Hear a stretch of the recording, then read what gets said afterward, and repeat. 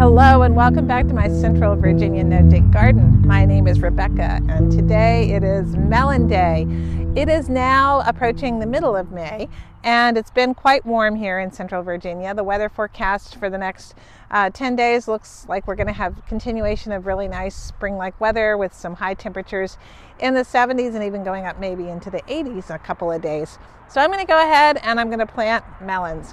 I'm going to try to do a better job this year of staggering my melon planting so I don't just get inundated with too many melons all at once. So I'm going to plant several different kinds of melons. Some are small, what I call little personal melons, and some are larger, and some are watermelons. So last year I grew for the first time this lovely melon. It's a French melon. It's actually a true cantaloupe called a Noir de Carme. And it was such a sweet, sweet little melon. It was not huge, and what's interesting is at the very end of its ripening process, it turns color, and then it's ready to eat. So I'm going to be planting that one on one of my trellises. Melons can be trellised, even larger medium-sized watermelons and sugar babies can be trellised. The other little personal melon that I love to grow is something called an Eden gem. And it is like a honeydew, but I think it's even sweeter than a honeydew. And they're small. They're personal melons, like about that big around. So they're great to come out and snag one for breakfast. They're perfect for growing on trellises because they're not so heavy and you don't have to support them. Another melon, muskmelon that I'm growing is called, it's a cantaloupe type melon, and it's called an edisto. And I've been growing those now for several years, and I really, really love them. They're a cantaloupe style thing, not too huge, but certainly a really nice size. And I've had good luck growing those in my no-dig garden. Then I'm going to plant 3 different kinds of watermelon today. One is called a sugar baby, and that's the little round, maybe 7-8 pound watermelon. Sometimes they get a little bit larger. I'm going to grow a yellow one called early moonbeam, and then of course one of my favorite, the Crimson Sweet. And this is a Crimson Sweet Virginia Select. All of these seeds are from Southern Exposure Seed Exchange. Now I'm going to plant these in ground, and that's the best way to plant them because they grow quickly, they don't love to be transplanted, and there's really no need to plant them indoors. I'm also going to start just a few backup plants in pots, and the reason I do that is just in case Mr. or Ms. Deer or baby deer come along and decide to eat these seedlings, I'll have some ready to go. I'm also going to be planting these in waves. So I'm not, last year and the last couple of years, I planted too many melons all at once, and it was just too much. So I'm really going to try to pace myself this year and pace them out throughout the season. Hopefully that'll help with disease management as well, although I didn't have too much disease. So let's go ahead and I'm going to plant these in a couple of different places. First, let's start inside the garden where I'm going to plant my muskmelon, my little personal melons. Now this is the outside trellis where I have some honeysuckle, golden flame, red flame honeysuckle growing up, the one side, and on the inside I'm going to go ahead and plant those little Eden gem melons. Last year I did have a little problem with some deer nibbling them, so I've got to figure out some way to keep the deer off of them. You will notice that I have a bit of my homemade compost here, and I'm just going to dig that in around the planting hole. This is pretty rich soil. Take a look. Pretty rich already, and it's got a lot of compost, a lot of worms, and but I'm just going to add a little bit more compost in. You know, these plants are hungry, and so it doesn't hurt to have an extra rich planting medium. So a scoop or 2 of compost is going to just help the world go round here. Compost is the best fertilizer. If you can make your own, as my garden mentor Gary Pilarchuk advises, make compost. It's just nothing better for your garden. I'll put the Eden gems here. I'm just going to put them in approximately a ½ inch deep, cover them up. Ultimately I'll be pulling this mulch close around these to keep weeds out and to keep the soil nice and moist. Now, about 3 years ago, maybe even 4, I started making these experimental beds using sod that was flipped over when I dug in my blueberry plants. And then I just put lots of straw and hay down on top and then turn them into beds. All right, you want to give your melons a good bit of room, and they are ultimately going to want to grow downhill. In fact, I actually see a melon sprouting right over here. I might just let that one go and see what it does. That was from last year's melon patch. I think what I'll do is go ahead and plant early moonbeam maybe over here. Edisto melon's going this way. We'll put a crimson sweet over here. All right, and they will grow where they want to grow. Okay, now again, this was created a few years ago just by taking the sod that had been dug out when I planted my blueberry bushes, making a row and covering that with hay and straw. And then in the fall, I just keep adding more hay and straw on here.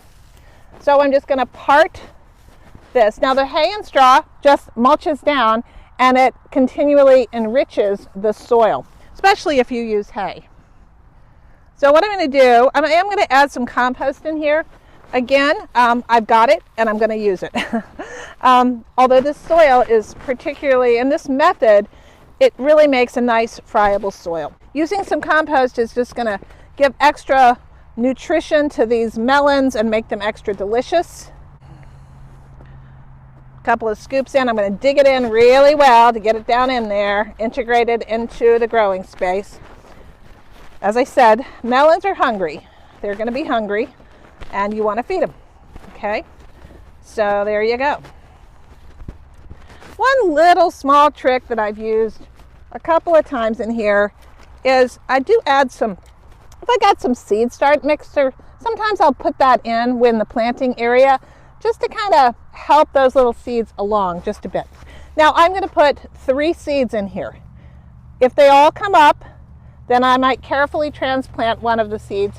I might let them grow. I'll go on until they get their first true leaves or 2, and then I will pull keep the strongest one. You don't want to overcrowd your melons.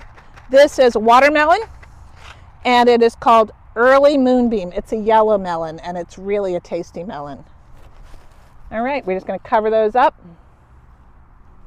We'll water them in just a few minutes. I'll get the water. That's really all you have to do. I'm spacing these about 3 feet apart, and that should give them plenty of room to grow. And they'll grow underneath these tomato plants, and they might grow up. They'll probably grow out downhill, but they might grow up underneath the vines of the blackberries as well. This bed is approximately 4 feet wide. There's plenty of room for everything in here. Oh, by the way, pull that mulch up around as much as possible just to keep it protected. I'm just going to follow the exact same procedure, and I'm going to put one of my sugar babies growing right here on the exterior edge of the southern side of my fence. Welcome to my melon trellis. As you can see in this melon area, there's a lot going on. I have dill and cilantro that this overwintered or self-seeded dill that I planted earlier in the season. I have peas growing up this trellis. This trellis I'm not going to plant up until the peas are gone, and I'll put my Trumbacina squash over there. I also have Swiss chard and some old lettuce growing here. On this side where my melons are going to go, I have some cilantro that is overwintering, and these lettuces are ready. They're bolting, so they're no good to eat, but these ones will be picked very, very soon. So I'm going to start putting my melons on this eastern side of my trellis. Okay, same process goes with the Noir de Carme. This already has great amendment in it.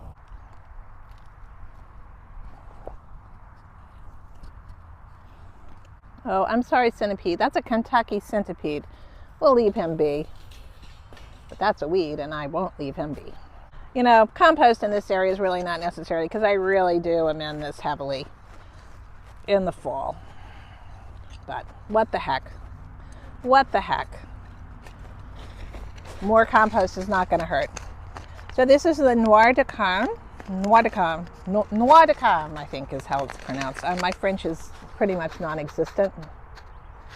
I'll plant a few of these in here, see how they do. I can always move one if need be. All right, so we got the Noir de Carme here, and I will probably put another one over there in a couple weeks, and maybe I'll put some Eden Gems over here as well. Although it's really tempting to just plant and plant and plant everything all at once, I am really going to try to be disciplined this year about planting my melons, trying to really keep my melons growing throughout the season instead of just all coming in at once.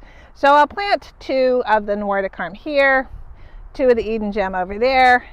Then maybe in about 3 weeks' time, I'll come along and plant another wave of melons in here as well. So that's all it is to plant your melons. Just remember that they like to eat, so feed them well. If you don't have compost, throw some fertilizer into the planting hole. Again, if you and then mulch, do mulch. I use mainly old hay, but sometimes I use straw as well, old straw. Either works. Thank you so much for watching. And if you follow me, you can follow my planting. I do have a playlist about planting the garden in 2025, and you can sort of see how everything gets planted and when they get planted if you are new to gardening. But I know many of you aren't. Thanks for watching. Till next time, take care. Bye.